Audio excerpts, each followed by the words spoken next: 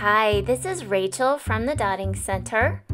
I've got a brand new bauble design for you today. And even better, I've got a fresh new painting technique to share. I've been obsessed with Lacy Floral Designs for a while now, and I finally stumbled upon a technique that makes painting delicate lacy flowers easy and fun. While the technique is new to me, it's something that cake and cookie decorators call brush embroidery. If you haven't seen these little edible works of art, look it up next time you hunt for cookie recipes on Pinterest. You know you do it. We all do. Look, I don't eat cookies, I just pin them, okay? Clearly, I have cookie issues, but whatever the case may be, these lacy baubles can be made with paint applicator bottles and soft bristle brushes. Today I'm going to show you how to make these lacy florals for your own bauble collection. So go grab your bottles and a bauble and maybe even a 0-calorie digital cookie, and let's get started.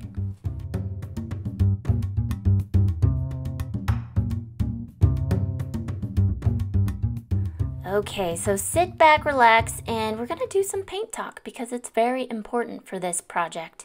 Now, if you're allergic to paint talk, you can skip right ahead to this section and you'll be just fine.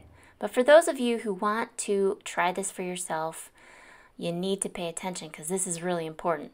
So on the right, you'll see Extreme Sheen. This is a very opaque metallic paint, and it's beautiful for certain applications. But in this case, you don't want to use an opaque paint. You want to use a transparent, a semi-transparent paint that's also heavy body, because we're exploiting texture with the heavy body consistency, and we're exploring the values. So we want to use semi-transparent. Now this is golden paint. It is a pigment-rich fluid paint. It doesn't work for this project. It's same as this one. Now this is FolkArt multi-surface. This just works for everything, and it looks great.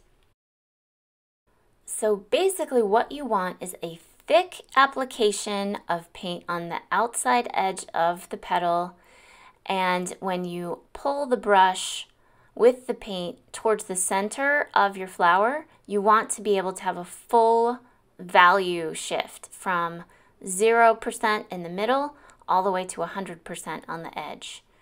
And it should give you kind of a gradation from the outside to the inside while giving you texture and value. That's what we're looking for. Iridescent paints also work really well.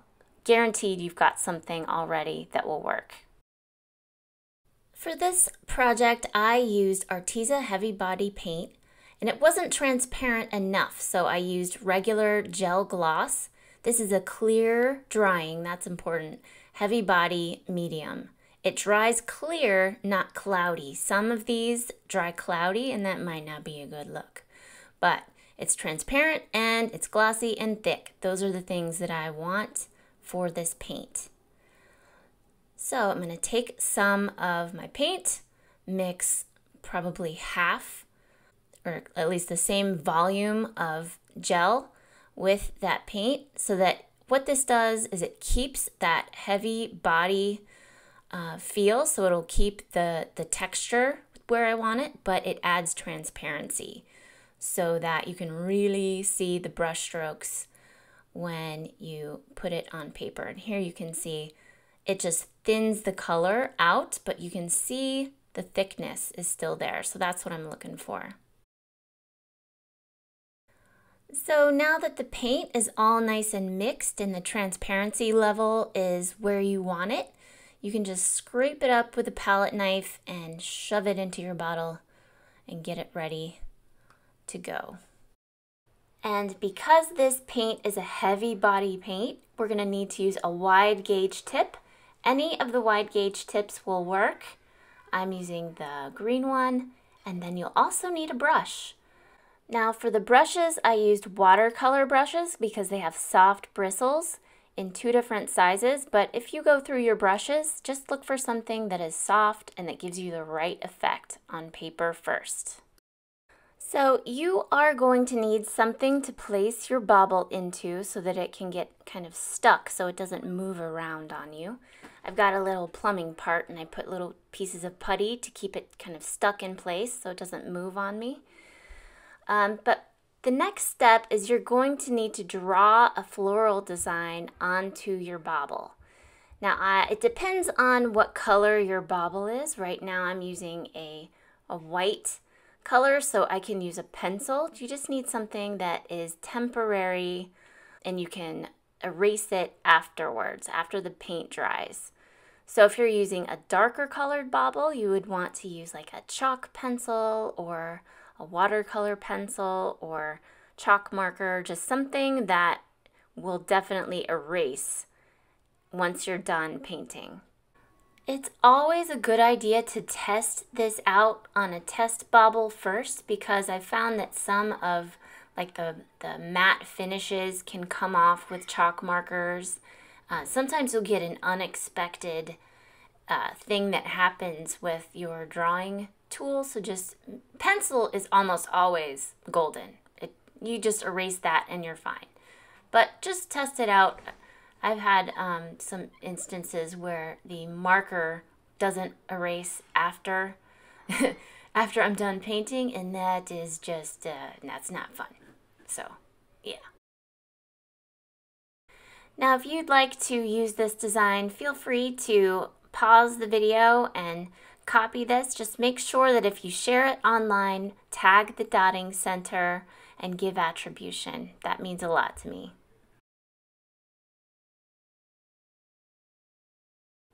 Okay, so now that we have all our drawing completed, now we get into the painty bits. Ooh, it's so fun. So the first thing that you do is you pipe on a thick line of your paint. And you want to go over the outline that you just drew. And what we're going to do is we're going to do a couple of petals at a time. And don't worry about getting too thick here. I actually really like the texture of a really thick paint. Now take your brush and then you just kind of blot the tip right to the edge of your petal and then pull towards the center of the design. You don't want your brush to be completely covered in paint, really just the tip, just like a quarter of the bristles need to be covered in paint.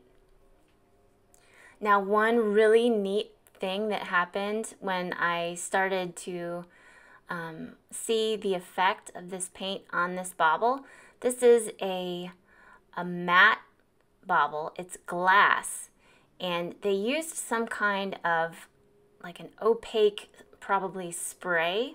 It's complete, when you open the top, it's completely shiny, mirrored like metallic on the inside, but this matte spray just kind of dulls the outside surface, and when you paint that gel gloss over that opaque finish, it makes it clear.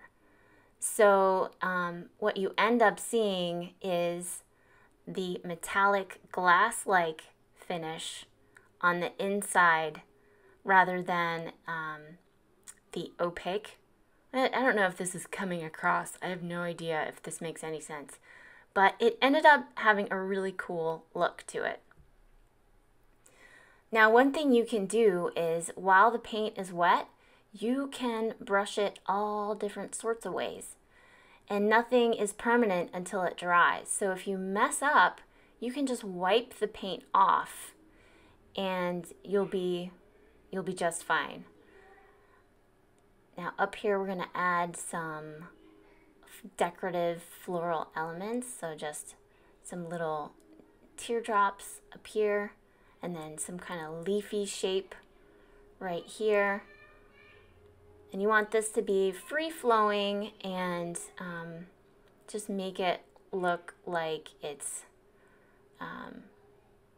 going in all different directions, just kind of like a loose floral look to it.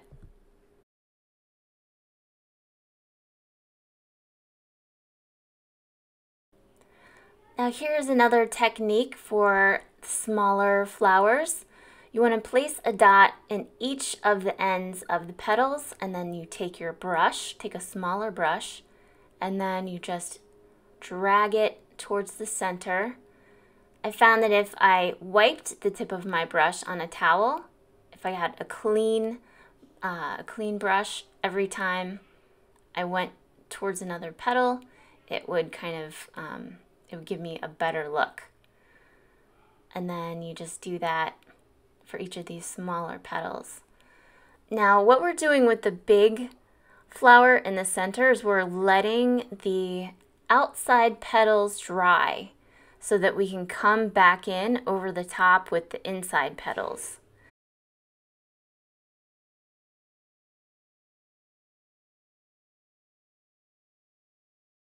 Now here we're adding some stems and some leaves. These are nice and thick, and they have a nice big fat plumpy texture.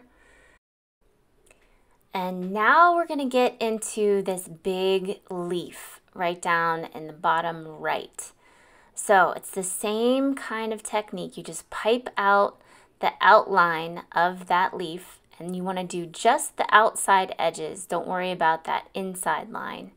Now get a small watercolor brush, or it doesn't even have to be a watercolor brush, just a small brush that will give you lines. And what you want to do is dip the tip of your brush in that outside line of paint and drag it in towards the center, following kind of how the veins of a leaf would go.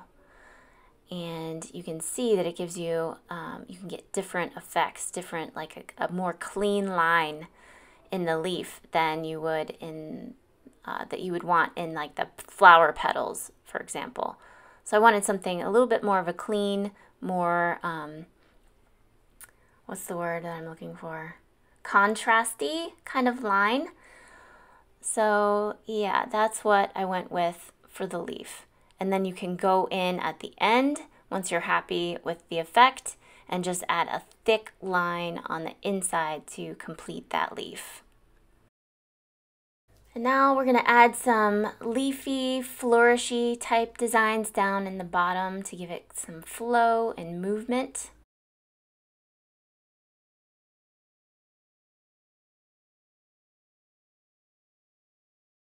Now here we're going to add a nice little flower, leafy, flourishy design. And if you find that your pencil lines don't work, you can just kind of ignore those and make it fit for the section that you're working in. Also, feel free to like play with these shapes and designs on paper first. I always do that, but I skip it for the video because it's kind of boring. But I'm a big fan of testing out what you've got ahead of time and playing with your tools and trying to get it right on paper first.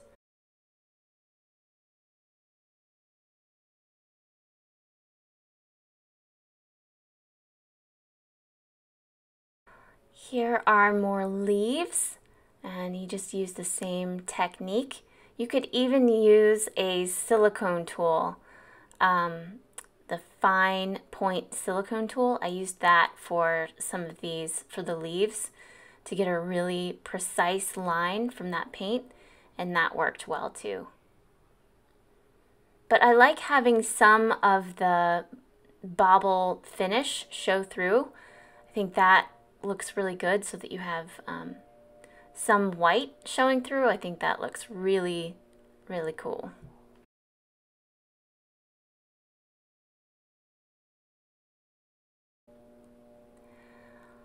Now, if you're interested in this brush embroidery technique for painting, let me know in the comments.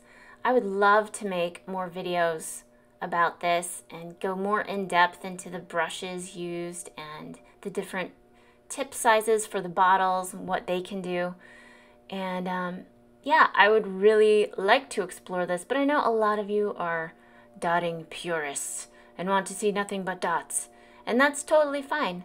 I just wanted to share this with you so that you could see a different technique.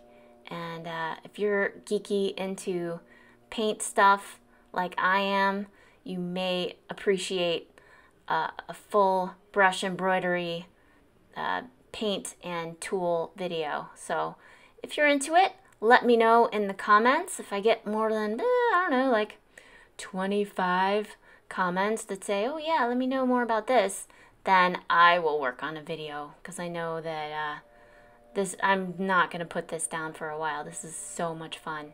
Now here I used a smaller tip size, and to be honest, it didn't work as well as I wanted it to, because the paint was too thick, and it really needs a thicker gauge tip to the bottle becomes too hard to squeeze, and you don't get as much control of the paint. So definitely, if you're finding that your bottle is too hard to squeeze and you're not getting the right lines that you'd like, move a tip size up and you'll be just fine.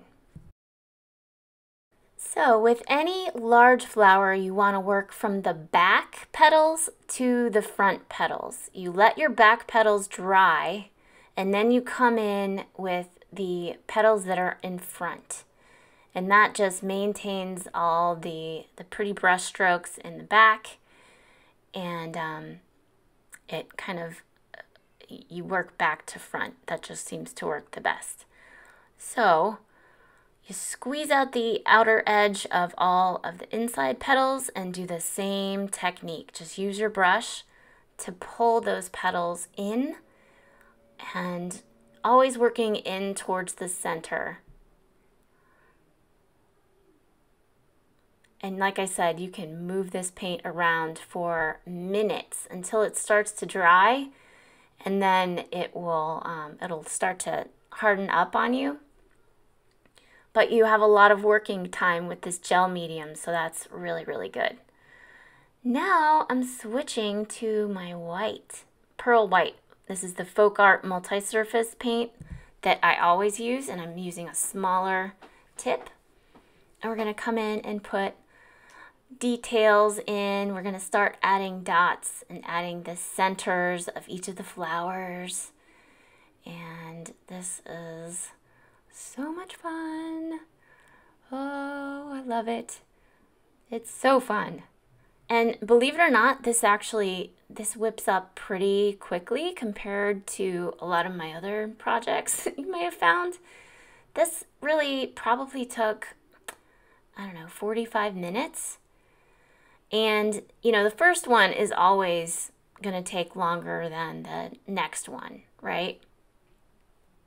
So, but it's just 100% enjoyable. The entire process is so fun. I hope you guys like this.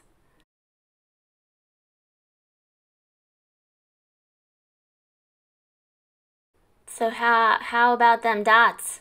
Where are your dots at, dotting center? Here they are. Look. We're going to finish the ornament with all kinds of white dots. They're going to be tighter in the center and kind of expand out towards the edge. Now here's something you want to do. Make sure your paint is dry, and then any pencil marks that you have left, you can just erase them before you put paint on top. And it's good to go. So then finally, we're going to come in with some little snowy white dots that just surround the design. It just kind of finishes it off and makes it a little bit more detailed.